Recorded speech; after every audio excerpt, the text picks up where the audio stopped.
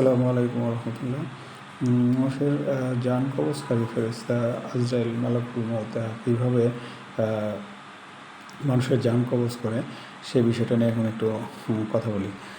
তো একটা মনে একটা প্রশ্ন থাকতে পারে যে পৃথিবীর নানা প্রান্তে নানান জায়গায় অ্যাট দ্য সেম টাইম শত শত মানুষ হাজার হাজার মানুষ মারা যাচ্ছে, তিনি কীভাবে সব মানুষের জান একা কীভাবে কবজ করেন।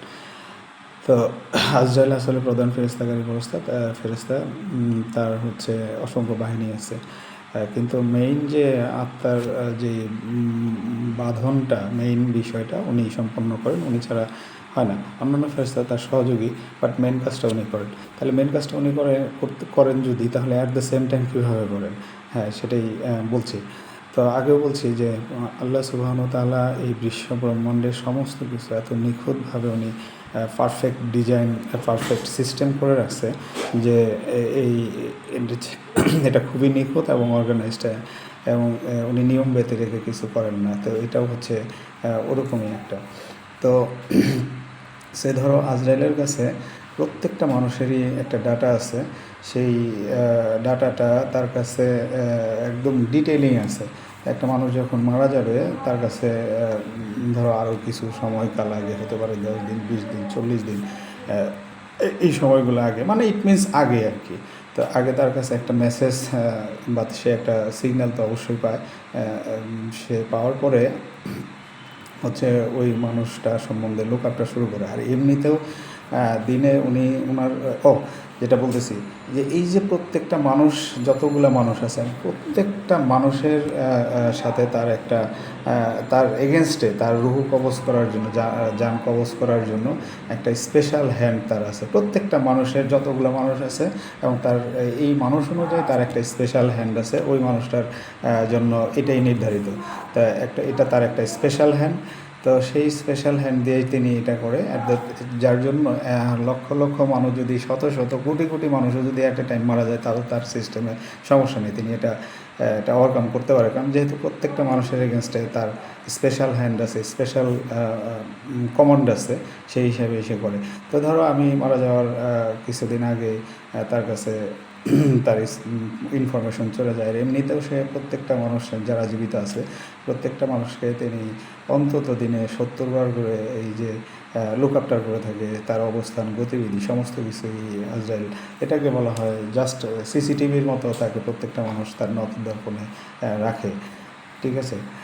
তো আজরাইলের দেহটা এত বিশাল যে যদি এই আসমান যত সাগরের পানি আছে সব মিলিয়ে যদি তার মাথায় ঢালা হয়, তার এই পানিটা তার পা পর্যন্ত পৌঁছায় না। তা এত বিশাল তার, এবং তার অগণিত, মানে সেটা আমি কোটি বলবো না, লক্ষ বলবো সেটা না, অগণিত এরকম তার সাপোর্টিং হ্যান্ড ফেরেশতা আছে যারা তাকে এটা সহযোগিতা করে। তো যখন একজন ভালো বান্দাকে, সৎকার বান্দাকে যখন তিনি এই জানটা কবজ করতে আসেন, এগুলো সব অ্যাকর্ডিং টু কোরআন অনুযায়ী বলতেছে, আমি ডিটেলিং আর গেলাম না। তাকে ভালো বান্দার ক্ষেত্রে তাকে সালাম দেওয়া হয়, এবং সে সালাম দেওয়া হয় এবং তাকে জানানো হয় তাকে যে তার পরবর্তীতে দুনিয়া তো একটা ডেস্টিনেশন, তারপরের ডেস্টিনেশন হচ্ছে বারজাখ, তারপরের ডেস্টিনেশন হচ্ছে কিয়ামত, তারপর হচ্ছে কিয়ামত মিনস হচ্ছে জান্নাত বা জাহান্নামের যেটা পরের ধারা। তো যখন এখানে আসে ফেরেশতা একজন সৎকার বান্দার কাছে আসে, ভালো বান্দার কাছে আসে, তখন তাকে সালাম দেওয়া হয়। সালাম দেওয়ার পরে তাকে দেখানো হয় যে তার যে এই পরবর্তীতে তার যে এই গন্তব্যটা এবং সে কী অ্যাচিভ করলো, তার এই দুনিয়ার সমস্ত কিছু, দুনিয়াতে সমস্ত কাজের বিনিময়ে, ইমানের বিনিময়ে সে কী অ্যাচিভ করছে, এটার একটা ফলাফল আকারের জাস্ট একটা দেখানো হয়, রিভিউ করা হয় যে this is the place you will stay here, এটাই হচ্ছে তোমার ভবিষ্যতের জায়গা, তুমি এখানে থাকবে, তাকে সালাম জানানো হয়। তো আমি যখন এই দুনিয়ার একটা ধরো আমি একটা অবস্থায় আছি, এর চেয়ে ভালো অবস্থায় যদি আমাকে কেউ বলে যে এটা তুমি এই জায়গায় থাকবে, তো আমি তো স্বাচ্ছন্দ্যেই রাজি হব। তো সেই আত্মা তখন খুব স্বাচ্ছন্দ্যে বেরিয়ে আসে, এবং তার এই আত্মাটা নিয়ে ঊর্ধ্ব আকাশে এই যে রুহটা হচ্ছে বেহেশতের একটা মানে সাদা কাপড় মোড়ানো একটা অবস্থায় তার রুহটা ওখানে মুড়িয়ে শত শত হাজার হাজার ফেরেশতা ঊর্ধ্ব আকাশে উঠতে থাকে মারহাবা মারহাবা বলতে বলতে, এবং এই বান্দাদের যত ভালো গুণা ছিল, যত তার এই দুনিয়াতে যত গুণাবলী ছিল, এইগুলো বলতে বলতে উপরে চলে যায়, এবং আল্লাহ একটা আসমানে তখন একটা সুগন্ধি ছড়িয়ে যায়। তো সমস্ত ফেরেশতারা মারহাবা বলতে থাকে, এবং আল্লাহর কাছে জিজ্ঞেস করা হয় যে এটা কী করবো। তখন আল্লাহ বলে যে ইল্লিনে স্থান দাও। ইল্লিন হচ্ছে একটা শান্তিময় জায়গা।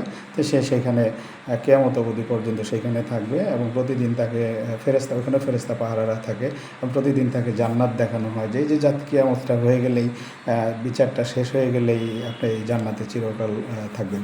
তো তদ্রূপভাবে বদকাতে বান্দার কাছে যখন একজন ফেরেশতা আসে, তখন তাকে দেখানো হয় যে তুমি তোমার জীবনের আমলের বিনিময়ে, ইমানের বিনিময়ে, এই বান্দাগুলো কারা, পাপিষ্ঠ বান্দা, তারপর হচ্ছে পৌত্তলিক, যারা ইমান আনে নাই, খারাপ যারা আছে, এবং পৌত্তলিক যারা আছে, পাপিষ্ঠ যারা আছে, যারা জান্নাতের দাবিদার না আর কি।